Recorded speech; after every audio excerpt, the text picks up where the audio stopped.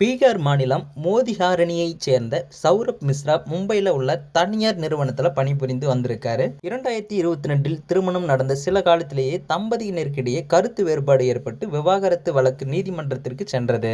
தொடர்ச்சியான நீதிமன்ற விசாரணை, கடுமையான குற்றச்சாட்டுகள் மற்றும் குடும்ப சூழல் சௌரப்பை மிகுந்த மன அழுத்தத்திற்கு உள்ளாக்கிய நிலையில அவரது மனைவியின் தரப்பிலிருந்து வந்த கடுமையான வசவு சொற்கள் அவரை மேலும் நிலைகுலைய செஞ்சிருக்கு. குறிப்பாக, "நீ ஏன் இன்னும் உயிரோடு இருக்கிறாய்? போய் போ" என்று சல்பாஸ் மாத்திரைகளை சாப்பிட்டு உயிரிழந்து என்று கொடூரமான வார்த்தைகள்ல சௌரப்பை ஆழமாக பாதித்ததாக கூறப்படுறாங்க.